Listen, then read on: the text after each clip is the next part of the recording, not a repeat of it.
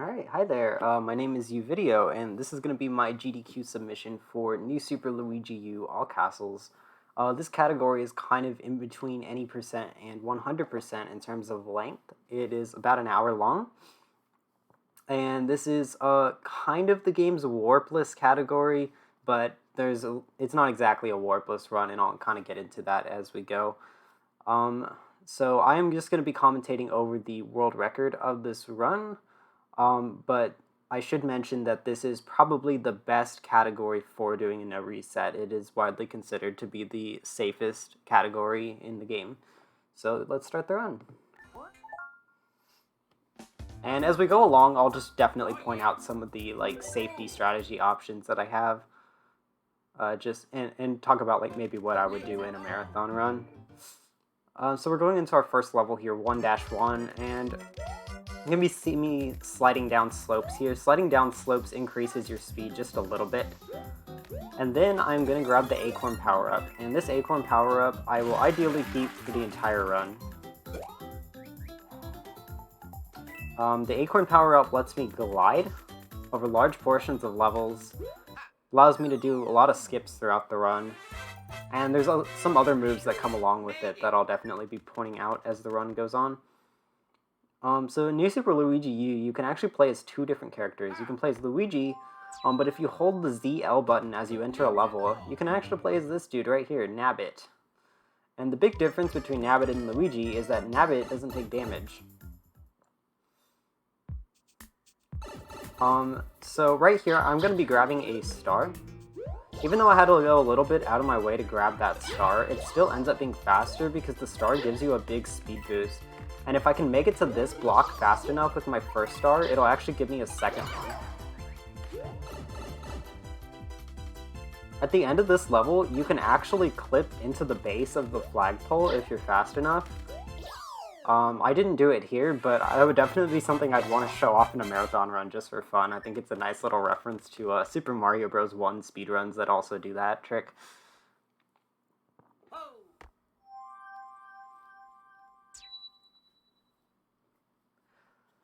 So yeah, for the rest of the run, basically what I'm going to be doing is I'm going to be deciding whether a level is faster as Luigi or Nabbit, and then just choosing the faster character. There are some instances where it is kind of preference, or for a marathon run, I might choose the slower character just because they're a bit safer, but I'll kind of get to that when I get to it. For this level, Nabbit's definitely the better choice because he cannot take damage, and you're going to see at the end of the level there's a long row of enemies that I can just run right through, which is really convenient. Luigi's actually not that much slower for this level, but it's just mostly that ending that I want to use Nabbit for.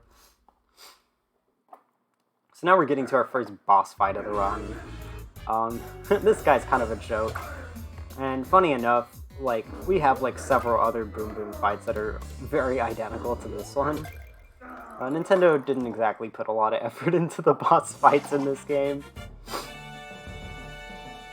I guess this might be a good time to talk about exactly what New Super Luigi U is. So New Super Luigi U is the downloadable content for New Super Mario Bros. U. Features the same world map, the same boss fights, and very similar level concepts, but every level is different. The levels are shorter, they have a 100-second time limit, and they have no checkpoints, so the game is much faster paced. You saw that acorn there on the world map that I could have gone and grabbed. I will definitely be grabbing that in a marathon run. It takes about 8 seconds to grab it, but it provides me with a safety power-up in case I get hit. For 1-3, I'm going to be doing spin jumps off of these rolling hills, and that'll actually allow me to keep an increased speed. It saves a little bit of time.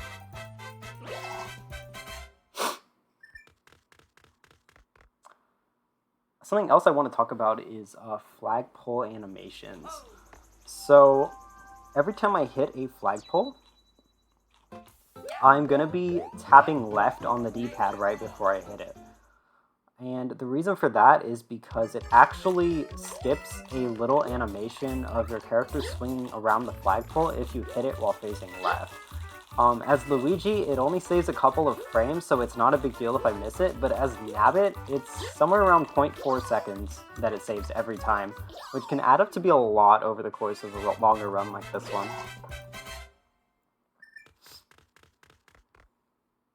So you're gonna see me doing that everywhere. However, for castle levels like this, since there is no flagpole, I don't have to worry about that. The other thing is that Nabbit's animation at the flagpole is faster as Luigi. So if a level is the same speed as Luigi or Nabbit, I will go for it as Nabbit because Nabbit just jumps off the flagpole quicker for whatever reason. However, like I said, this level doesn't have a flagpole, so I'm actually going to go for it as Luigi for a very interesting reason. And I'll explain that. Well, you're going to see it right here when I get into the next room. I'm going to do something really cool, which is called a fast acceleration.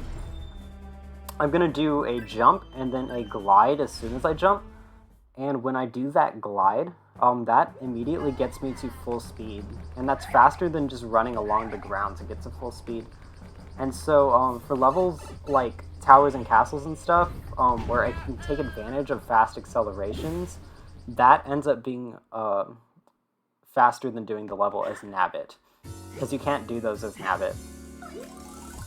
So basically, rule of thumb, if the level is about the same speed as Nabbit and Luigi, and it has a flagpole, use Nabbit to save time on the flagpole. But if it's like a castle level where there is no flagpole, use Luigi so you can take advantage of fast accelerations. So yeah, that was the first Koopaling fight. Those Koopalings pop out of their shell at the same point every time, so it's very easy to do those fights, as long as you know where they are. So now we are heading into our second world. And when I enter the world, a cutscene is going to play here, and it's going to kind of show like the whole world. And there is something I want to point out when that cutscene plays. So you see this bridge right here. It has an acorn, a Goomba, and a Fire Bro. So that is really important because they all start in the same position whenever you enter World 2, but every time you move on the world map, they do one move. And the significant thing about that is that by the time you get to the bridge, they have done an odd number of moves normally. And what that means is when you first enter the bridge, it is possible for one of them to land on the spot, the very first spot of the bridge, and immediately run into you. And when one of those enemies runs into you, it starts a fight with the enemy, which with the Hammer Bro, it's an extra 15 seconds. With the Goomba, it's an extra 20 seconds. So you don't really want to run into an enemy. However, there is actually a really good way to prevent that. For the longest time, we thought we were just stuck in this loop of always getting hit with the enemy, because we thought the only way we could keep moving them was to move do an extra move and then go back to the space you were on. But that would only move them 2 more times, so that wouldn't really do anything because the enemy could just move away from the space it's on and then come back. So you would always just get bombarded with an enemy as soon as you enter the bridge. However, there is a way around that I'll explain after this level right here, and it's really, really cool. But first, let's talk about 2-3. 2-3 contains our next star of the run. It's yet another star that I really don't know how the game devs expected you to find this, but it's there. So we're going to take advantage of the increased speed. The really cool thing about this level is that at the ending, we actually take the pipe that's supposed to be used to get the 3rd star coin. And this category, star coins don't matter at all, but it's just because it gets us to the end, the final area faster than the normal pipe you're supposed to take.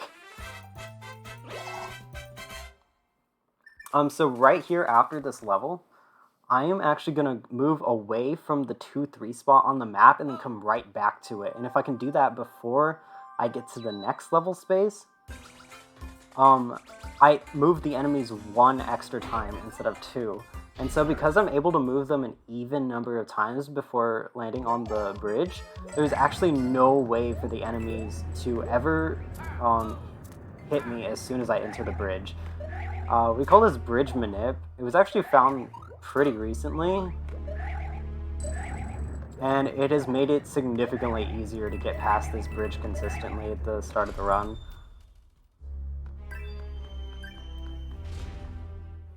And you're going to see that in just a minute. But first we have this boss fight against Boom Boom. The first hit on this boss is really interesting. I am going to aim for the top right of this third window here. And if I do it correctly, I should land right on him. And then for the rest of the hits, I just wait for him to shake his head, and then as soon as he stops shaking his head, then I do a jump on him, and that's the visual cue. Funny enough, they changed this guy's animations on the Switch version of the game, so on the Switch version of the game, everyone's visual cue is, he like closes his eyes, and then when he reopens his eyes, that's when you jump on him. It's kind of interesting that it's different between the versions, but yeah. It's kind of insane because for the longest time, like, it would be really hard to get a run going where you skipped hitting the enemies on the bridge. And getting a run where you didn't grab this extra acorn happened like once in a blue moon. Like I'm talking once in every maybe couple hundred attempts. And like now, it is very common to skip this acorn just because of that extra move we do before the bridge. So now you can see that there was no possible way for those enemies to hit me, so I can just book it to the end of the bridge. And it's just absolutely amazing that that works out just due to the power of math. So this next level is really cool. I'm going to be trying to hit a global cycle here. There's this enemy that I'm going to be trying to do a bounce off of. And so just like that, that lets me get over the piranha plant. And that section can all be really slow if you don't get the global cycle, but if you do, it works out really cleanly. This is actually one of my favorite levels of the whole run. So now I'm going to do something that might seem kind of weird. I'm going to do this level again. Some levels in this game have multiple exits. So they have a normal exit, and then they have a secret exit, which leads to like a secret path. In like a warpless run, you might be wondering, like, why would I do both exits? Like, wouldn't that be just for like 100% run? Like, why are you trying to, you don't need to complete everything, you just need to get to the end of the game. Well, the thing is, this isn't a warpless run. It's called All Castles. So a true warpless run of this game would actually only go through 7 worlds, because you basically get the option between World 3 or World 4 after you beat World 2, and both of them take you to World 5. But in this run, we're required to do all the castles, so we have to go through World 3 and World 4. Now, if you just complete either Worlds 3 or 4 normally, then when you go into World 5, you have to do a level called 5 Airship before you can access the rest of World 5. 5 Airship, it's a long auto-scroller, it's got a long cutscene before and after. It's a long level.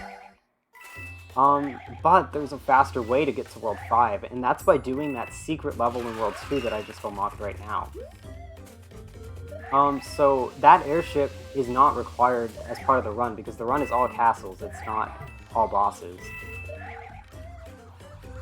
So instead of doing that slow airship level, we're just going to do the secret level in World 2 to get to World 5 instead later on in the run.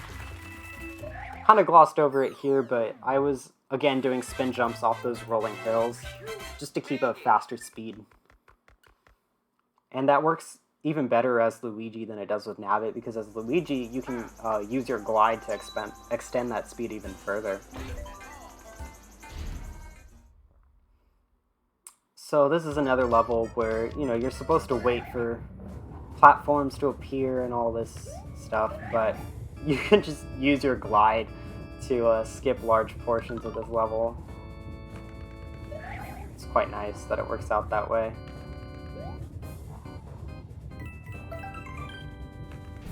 So this boss coming up, Morton. Morton starts the fight by doing an attack on you, and once he starts doing the attack, he is invulnerable to getting hit. So I need to try to hit him before he starts his first attack. And it's actually pretty tight timing to do that. But one little optimization I'm going to do is I'm going to do a ground pound a little bit to the left of him. And then as I'm going down from the ground pound, I'm going to hold right. And if you hold right during your ground pound, you'll actually travel down right slightly. So it'll just barely land on him. And that allows us to hit him fast enough to skip his first attack.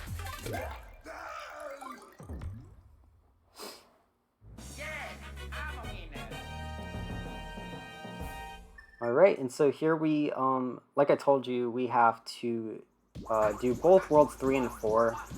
So even though there is a split path, we're going to have to do both eventually. However, it does end up being faster to do World 4 first, and I'll kind of explain that after we do World 4.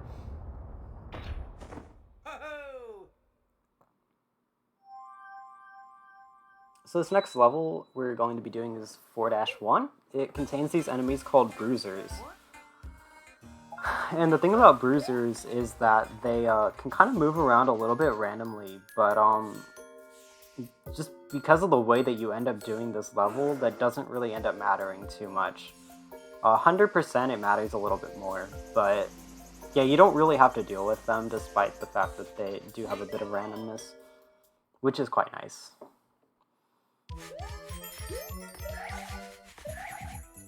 And this is just another good level as Luigi because you can take advantage of this spin jump to get large amounts of height and, you know, skip a couple jumps.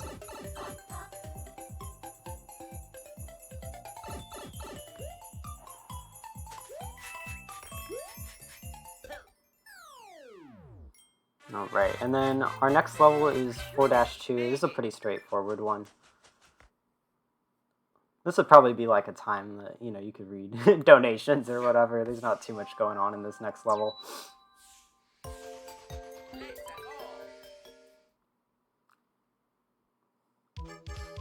The one thing I guess I can mention, I'm going to be running on the right side of these platforms here.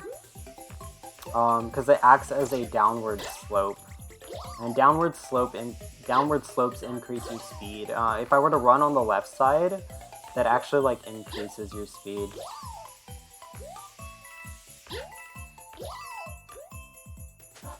And then right there you see me get a 77 on the clock. If I were to get a 77 on the clock as Luigi, that actually triggers what's called fireworks. Fireworks,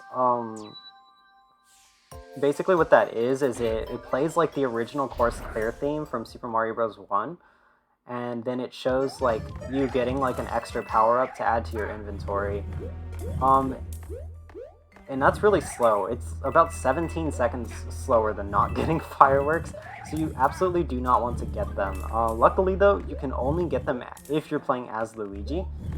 So one very effective way to avoid getting fireworks is just to play as Nabbit. The other way is just to wait for the timer to go down, so to make sure that you don't get, you know, like a 77 or an 88 at the end of a level.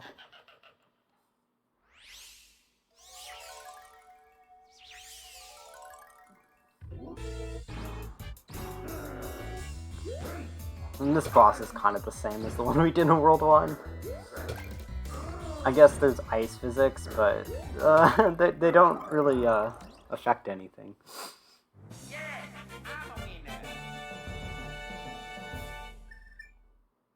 And of course we use Luigi for 4 Tower just because it's a vertical level, and it's Luigi's very good for vertical stuff. This is kind of like one of the last longer cutscenes we have to watch. The beginning of this run is a little bit cutscene heavy, but it definitely does get a lot faster paced as it goes on.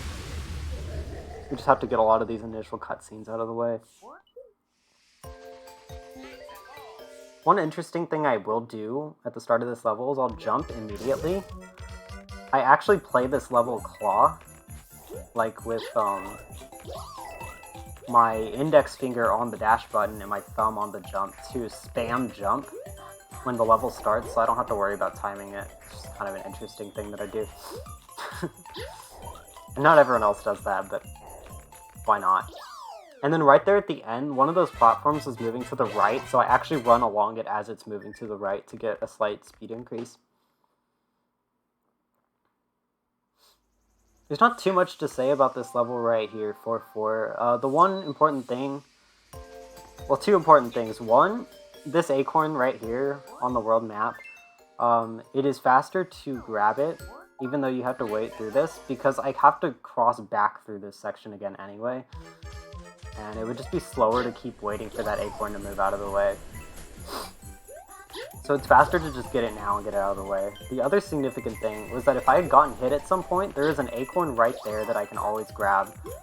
However, as Nabbit, it's faster to not kill that enemy, because if I were to grab the acorn as Nabbit, Nabbit can't get power-ups, obviously. So at the end of the level, like, after the Course Clear theme plays, it would, have this little animation of, like, Nabbit throwing the power-up in his bag, and it would give you, like, a 1-up.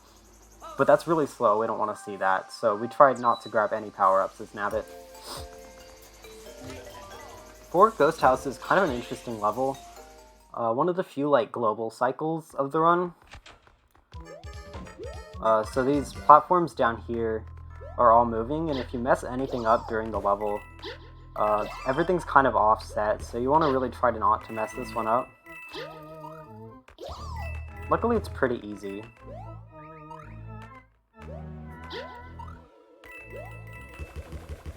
On the Switch version of this game, for whatever reason, this level has a tendency to, like, lag at certain parts, and it'll actually drop your jump input sometimes, which can be kind of annoying.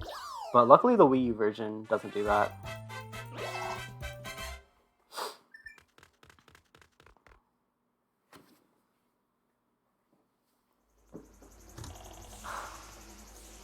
So right here, I'm actually going to wait for these penguins to move, because if I were to just move to the right immediately there, I would run into one of those penguins and I would have to fight it, and it takes forever. So there's a really cool strategy at the end of 4 Castle here. There's a part where you're supposed to do some wall jumps, but if you do a really tight crouch jump, you can actually just barely skip doing them. It saves like a second.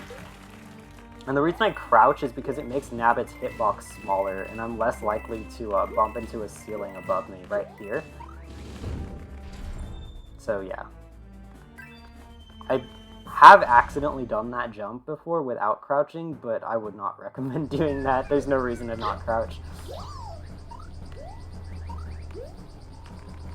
It only makes it tighter. So this boss coming up, Wendy, this is actually like the first major mistake of this world record. The Wendy pops out of her shell a little bit randomly. Like, she's always in more or less the same spot, but it's not super consistent.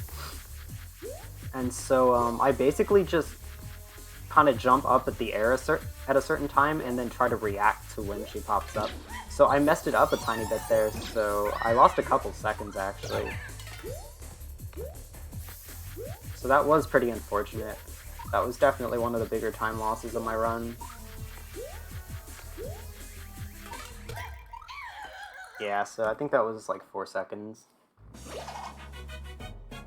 This category is not quite like optimized yet, but it's like the record is pretty good. This is a pretty good run.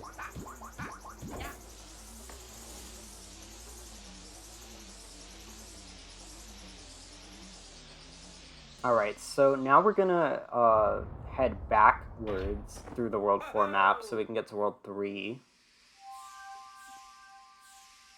And the keen viewer might have noticed that there was a little baby Yoshi at the start of World 4 here.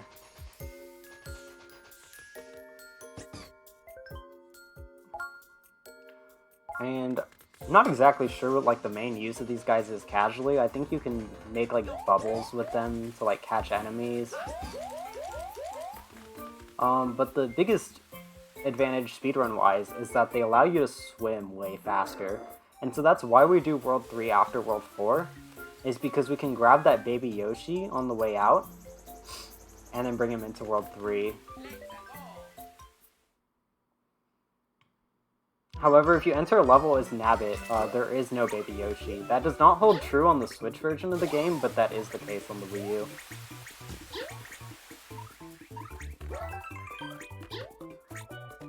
That jump right there can actually be pretty tight. So, yeah, but if you miss it, it's not really punishing or anything. So, yeah. 3-2 is the level where we're going to be taking advantage of that increased swimming speed. There is like another level where you could technically save a little bit of time with it, but you're going to see right here, when I enter the level as Baby Yoshi, there's actually like a bit of a delay before you get to enter the level. Like Luigi kind of turns back, looks at Baby Yoshi, and then he enters the level. And if we wanted to carry Baby Yoshi all the way to the end of World 3 to that other water level, we'd have to sit through that bit of delay before the start of every level, and so it just doesn't end up being worth it. But yeah, you can see how much faster that you swim with Baby Yoshi here. I think it saves like 22 seconds. It's actually an insane amount. And then we pull a Super Mario World there and we just throw him away before we enter the final pipe. He actually tries to follow us, but we just don't take him along for the ride. Poor Baby Yoshi.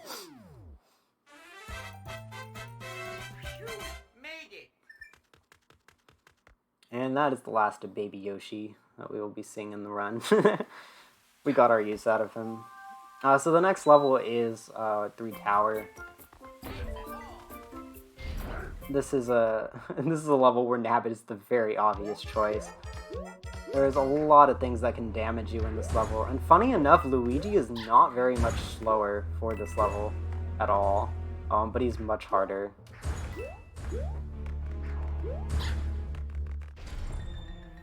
Like, I think he's like 1 second slower. This boss fight here is pretty much a carbon copy of the one in World 4. The only difference is that instead of ice on the ground, there's water. I think if you take long enough to hit Boom Boom, this water starts rising or something, but I've never seen that happen. So that might not even be true. It might just be there for like an aesthetic, but yeah, I don't know. That fight's really easy.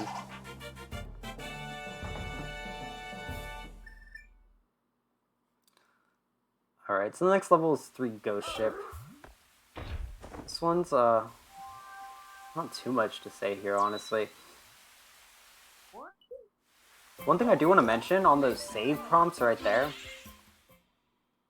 So I'm actually playing this game on the gamepad, and the only reason that's significant is because for those save prompts, I can tap cancel on them to not save, which is faster than having to press right and then press A to select cancel, like if I was playing on any other controller. So it just saves like frames. You can run this on any controller you want, though. It's just like at a top level, at least for like any percent, you definitely want to save those frames on the save cancels, because there are a few of them.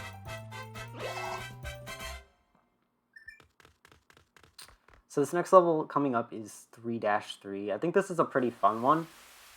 There is like a newer route for all castles that actually does 3-4 here, because even though 3-4 is a little bit slower, you grab the penguin power-up, and you get to use that in the next level to save a couple seconds. For a marathon run, though, I would probably do the route with 3-3, only because if I grab my penguin power-up, I lose out on one of my backup acorns, which I would kind of rather not do for a marathon run, just because of I would rather have the backups there for safety. Right here I slow down, because if I were to just keep running right, I would actually just fall and die, so I have to wait for those geysers to come up to save me. But yeah, by the way, that penguin route saves like 1 second, so it's not really a big difference.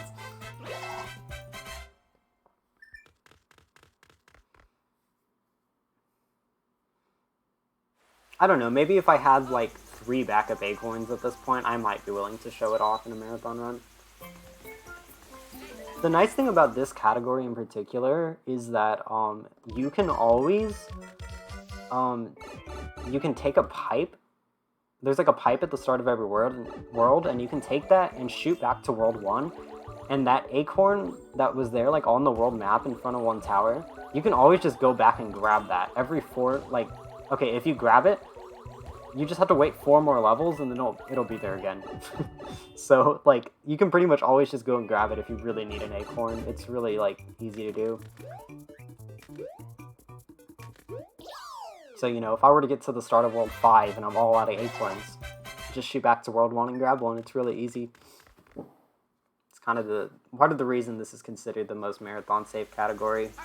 Just not even to mention there's a lot of acorns throughout the levels that you do play. So this level is actually faster as Luigi because you can do fast accelerations in 3 rooms to save some time. The only reason I actually did this as Nabbit was because I only had 1 backup acorn, and I guess I just wasn't feeling like losing my run, so I just went for it as Nabbit. It's really not a big time loss, maybe a couple tenths of a second.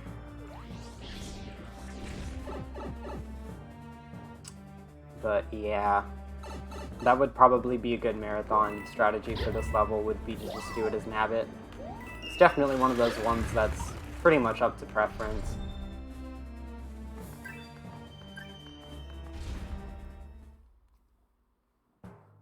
This next boss is actually pretty cool. This fight has like some of those geysers that were present in one of the previous levels I just did, 3-3. And like, funny enough, like if you just stand on a certain spot on one of the geysers, the Koopaling will just like shoot right up into you, pretty much right as he becomes vulnerable again. So like, I'm just gonna stand right here. And like right as he pops out of his shell, I get to damage him again, which is just kind of funny.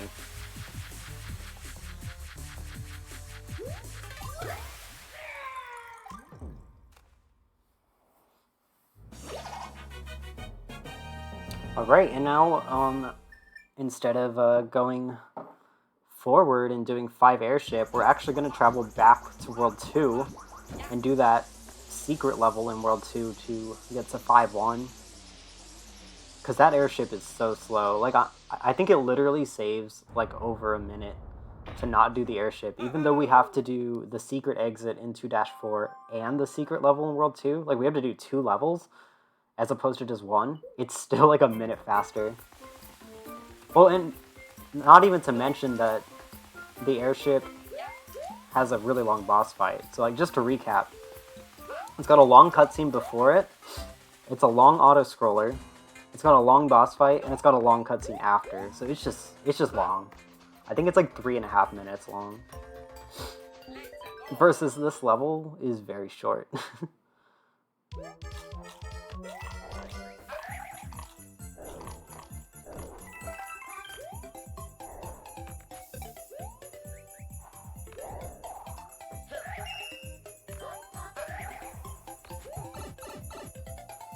Alright, and now we're making our way into world number 5. World 5, I believe, is the shortest level, or sorry, the shortest world of the whole run. You made it. So 5-1 features vines, and the reason vines are important is because when you swing on vines, you get a speed increase. And normally, like, that speed increase would only last when you're on the vine, and shortly after you jump off, but then you'd pretty much immediately go back to normal running speed. However, the game only does that if you're holding left or right when you swing off the vine. So if you're not holding anything on the D-pad or the control stick when you swing off the vine, the game actually won't cap your speed at all. You'll instead just keep that increased speed from swinging on the vine. And so we do these neutral vine jumps throughout the entire level, and it saves like 3 entire seconds over not doing any of them. It's actually like a ton of time. Even though this is like a really short level. And the even cooler thing about it is that you can keep that increased speed by chaining your jumps off of enemies.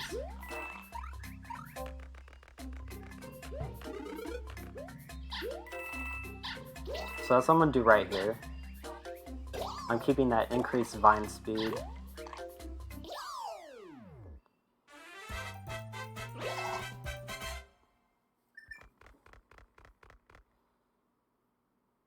Alright, and 5-2 is the next secret exit of the run.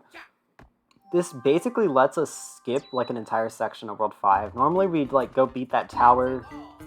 We'd have to do like this section called the Haunted Forest. We don't have to do any of that. This actually lets us get to like basically the end of World 5 really fast. That's why World 5 is the shortest world.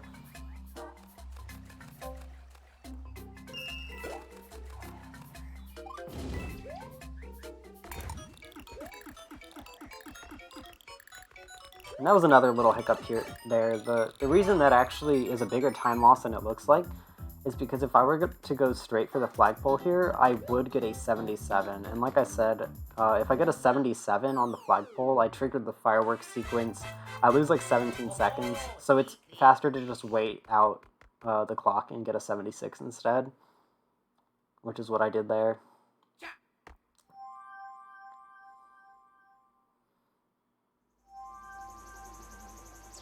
5-6 is a really cool level. It features these sumo bros that they send down like these shock waves that can hurt you. And as Nabbit, they don't you don't take damage with them. However, they do still shock you in place, so you don't want to hit them at all. Like, you're not invulnerable to them.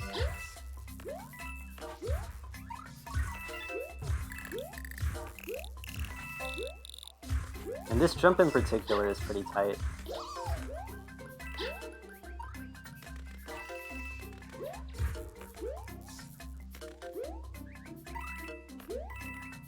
Alright, and then the next level is 5 Castle. So 5 Castle features chains, which are pretty much the same thing as vines in 5-1. They work exactly the same, so we're going to be doing exactly the same thing again with the neutral jumps to keep our increased speed. And again, I think it saves about 3 seconds throughout the whole level, so it's quite a lot.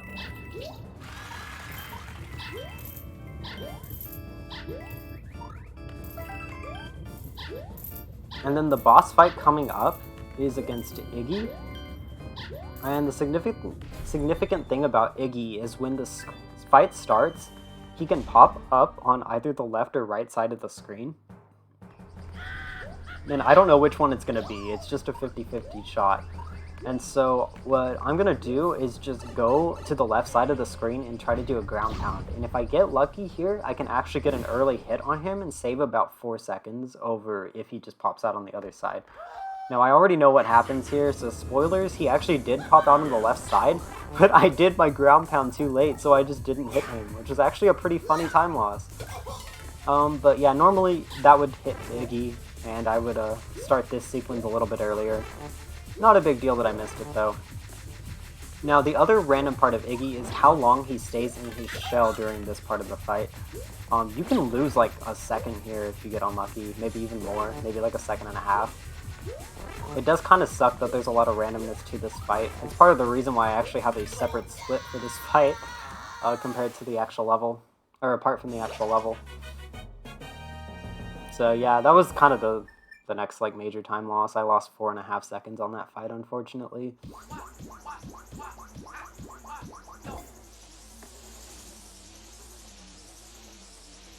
Alright. But yeah, end of World 5 is a little over halfway through the run, so we're getting there.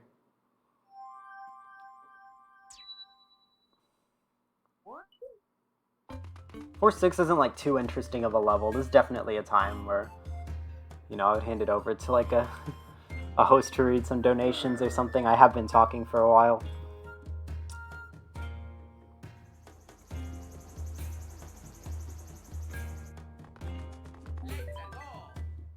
I guess this is just another level where if you do it really fast, you do get a double-digit time, but because you're playing as Nabbit, you don't get that fireworks sequence, which is just really convenient.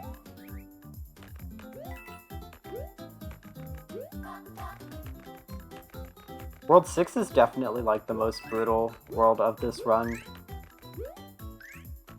but it's not like crazy hard.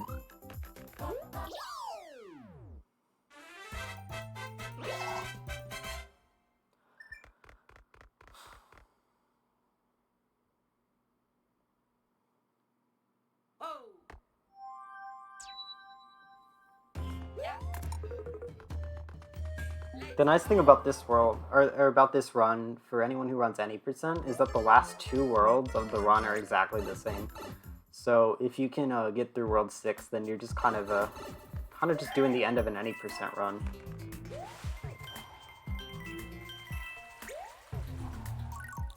I am going to do a tight crouch right here to just get in between that rock and that crab.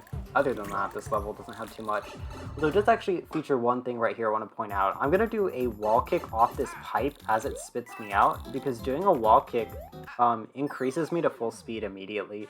So rather than, Made it. rather than just running to the right, it just immediately gets me to full speed, so it's faster.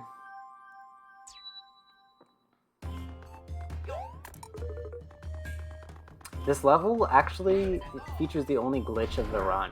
It's going to be kind of hard to tell that I'm even doing a glitch, but I will point it out when it happens.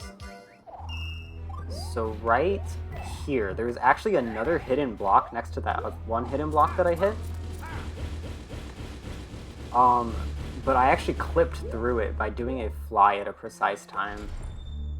It only saves a couple of seconds, but I think it's a really cool trick.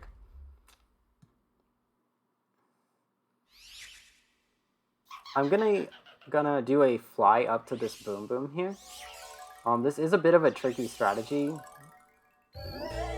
Like, it is a bit tricky to land right on him, but if I miss him, it's very easy to back up. Because he has a very predictable pattern where he flies.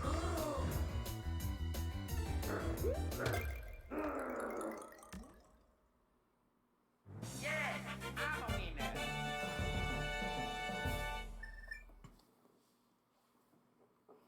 Alright, and then the next level here is 6-3, which features these spike guys again that we saw back in World 2. This is another really cool showcase of Luigi's awesome vertical movement with the acorn suit. I mean, just look at this. You get to use like all the acorn moves here. And then right here I actually use a ground pound to just to make sure I like slow down right below the pipe. And also to make sure to stall enough to not get an 88 at the end of the level. Made it. I did that pretty much exactly like how I wanted to, because I got a very high 87 on the clock. That's always something I have to look out for at the end of that level.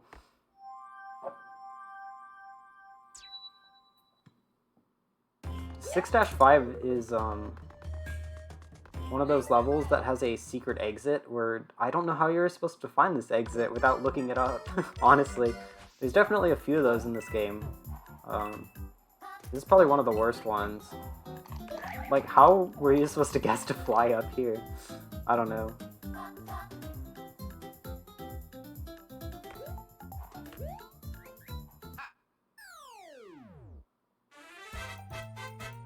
Oh, secret. Alright, now we're getting into another really cool vertical level, which is 6 Tower 2.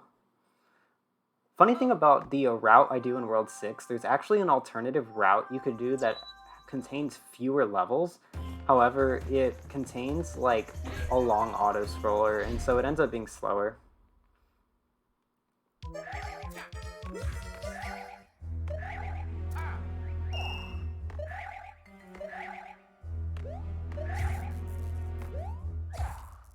In the 100% run, this level is a lot harder. In this run, it's not too bad. So I've talked about fast accelerations, where you do a jump and then a quick glide to accelerate to top speed really fast.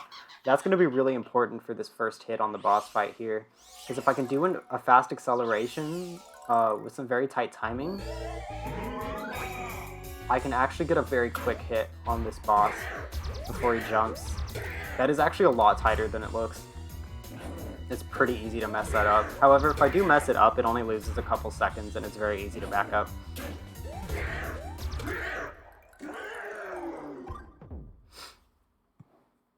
Yes, I'm a winner.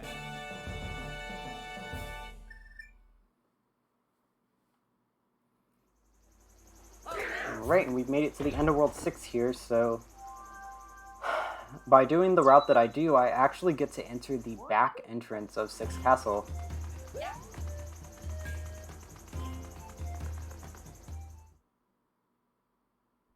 and the back entrance is a lot shorter than the front entrance, so yeah, just like that, we're already at the castle door.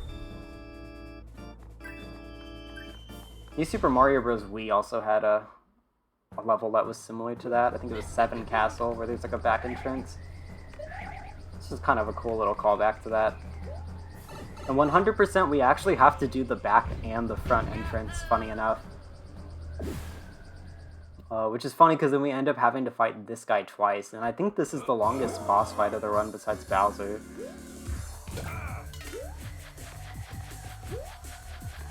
This guy likes to stay in his show for a very long time.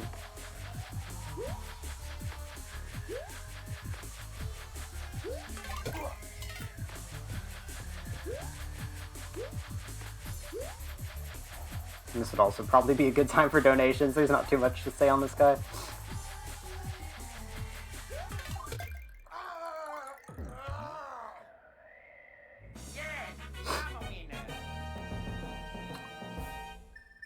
Alright, well, we're through all of the All Castles exclusive levels, so the rest of this run is exactly the same as the Any Percent run.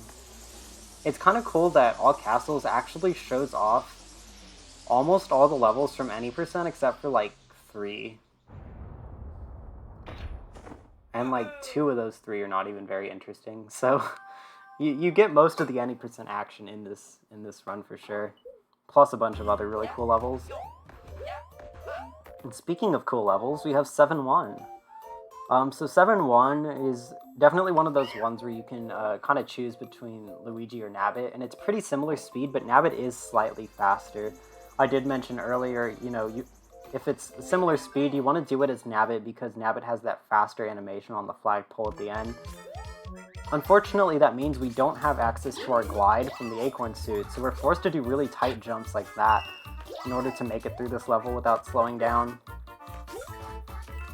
But the tight jumps are not over. We got 2 more. We got that one, and we got the tightest of them all, which is this one.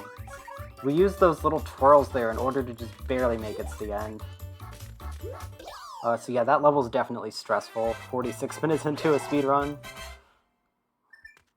A lot of other people opt to do that level as Luigi, but I'm just so used to doing Any Percent runs of this game that I honestly am fine with doing it as Nabbit.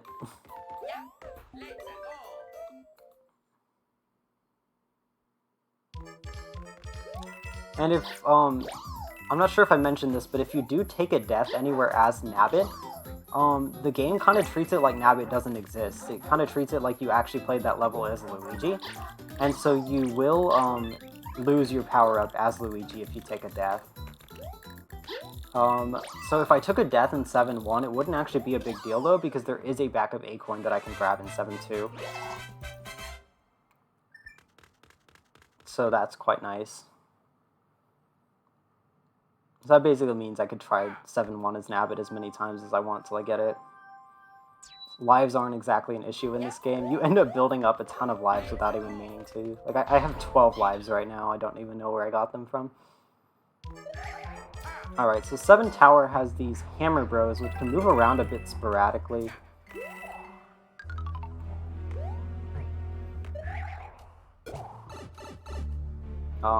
And particularly in this next room, a lot of people like to kill these Hammer Bros to not have to deal with their random fireballs. But instead, I use this property of the Acorn Suit, which allows you to cling onto walls for a long period of time, and I use that to just stay above them, so that I'll never get hit. So this boss fight coming up is against Kamek, and this is a very big run killer. So Kamek, at the start of the fight, will spawn a random pattern of blocks that I have to use in order to get to him. But in addition to that, he will spawn in a random place in the arena.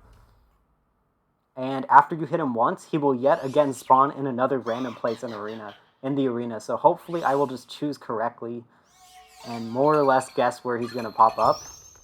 Luckily with the Acorn Suit, you can kind of stay in the air, so it gives you some leeway. Like there, I kind of said, oh, okay, maybe he'll be somewhere to the right of me. And then for that last hit, he after you hit him the second time, he always goes to the top middle and does the same attack every time. So you can always reliably go to the top middle for the third hit. So that is the one bit of consistency to Kamek. But yeah, you can see there, like, that looked pretty fast. I still lost 4 seconds to my gold. Like, that fight can lose a lot of time, even if it goes pretty smoothly. It's part of the reason why any percent can be so hard to run for this game, because you have to have pretty much a perfect Kamek for, like, a world record time.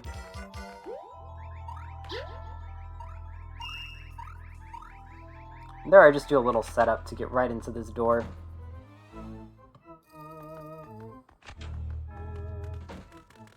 And this is another level where I do get double digits on the clock at the end, but since I'm playing as Nabbit, it doesn't matter.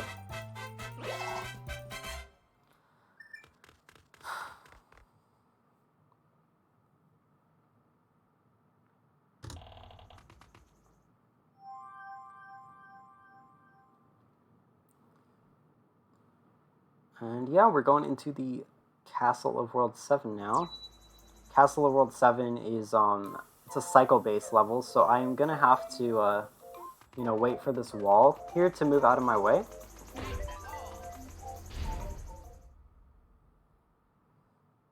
However, there is one really cool optimization, well, not really an optimization, but a setup that we can do here.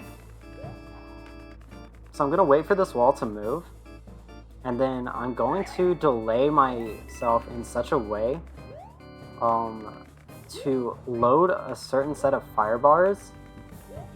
This set right here, I'm going to load it later so that I can just jump through them like that. Because I have to wait for the wall anyway, so the later I load in those fire bars, the better, because I can just jump through them. Otherwise, I'd have to wait an extra bit for them to move out of the way. For this Ludwig fight here, the gimmick of it is he clones himself into 3 Ludwigs, and then you have to guess which one is the correct one. And the correct one is always the one who shoots 3 little balls out of his magic wand. However, you don't have to wait for that. You can just jump up and hit him with the acorn suit, which is pretty funny.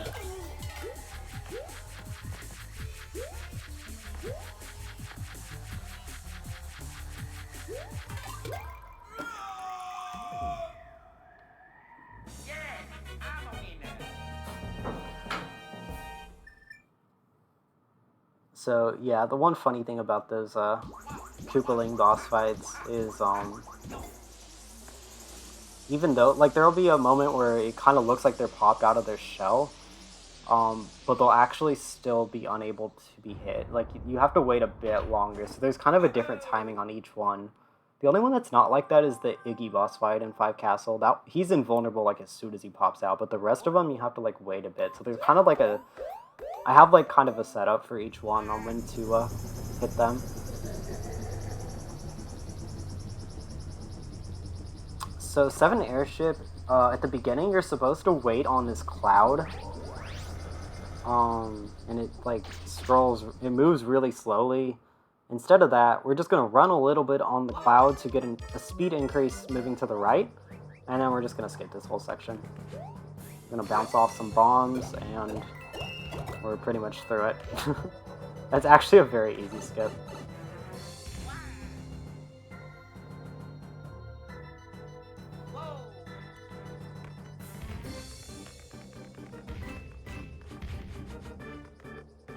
And so the boss fight coming up is against Bowser Jr.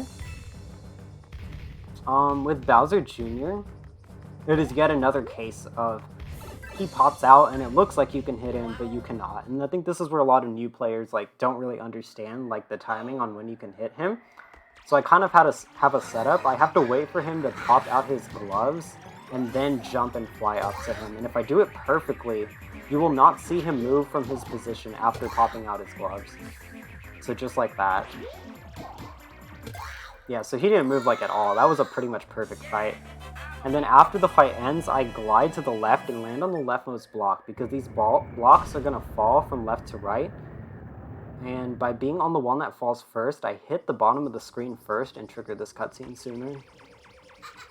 And that saves about a second over being on the block that's all the way to the right.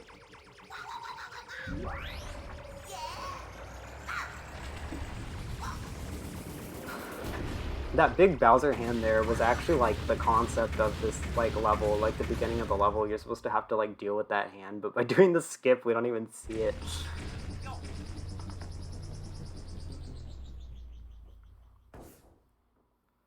This will definitely be another good time for donations in a run.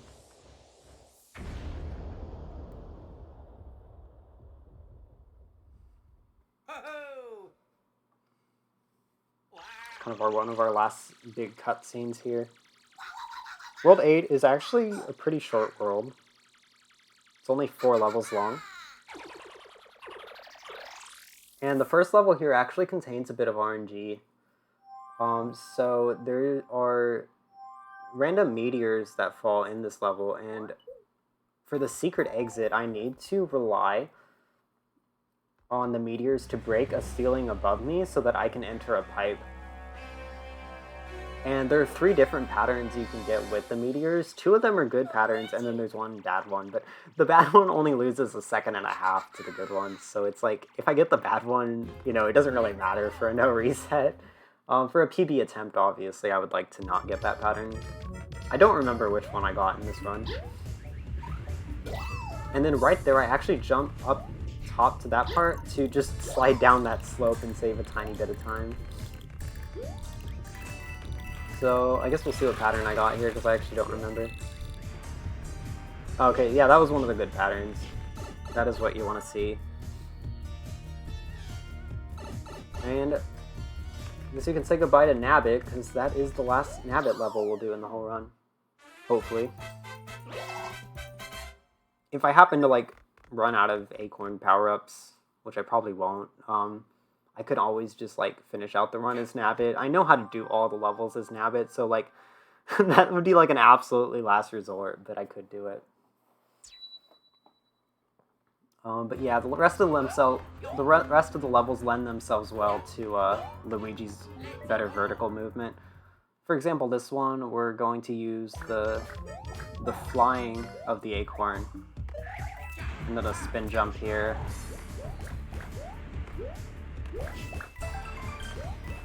Actually messed up a little bit there, but that was pretty good. And then I am going to do a crouch jump into that upward pipe. The reason for that is because when you crouch as Luigi, it makes him smaller. And when Luigi is smaller, there is less of him to enter the pipe, so your animation of entering the pipe is shorter because he's smaller. I'm pretty sure that might be the only application of that in the run, though. Because you can't do it when you're, like, on slopes, and so that actually, like, makes it not possible in other places. In 100% it's used a lot more. Actually, I used it in 1-2, but yeah. Alright, and this is elevator skip. We're supposed to use the gamepad to move these elevators by, like, using motion controls, but that's really slow. And then at the end, it's gonna look like I go through that spark right there, but that's just because the hitbox of the spark is actually only at the bottom. It does not have a hitbox on the top, so you can just go through it like that. I promise I'm not cheating. It's kind of like those piranha plants in Super Mario Bros. 1. All the people in the old YouTube comment sections are like, oh, he's cheating, he's jumping through the piranhas.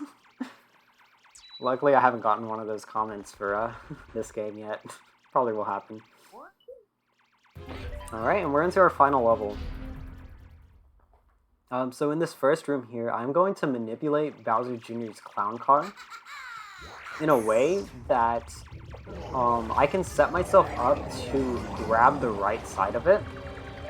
And because the acorn has the ability to cling onto walls for a while, I can cling onto it and get an increased speed to the right. Which is an awesome strat. Alright, so we're on to our final boss.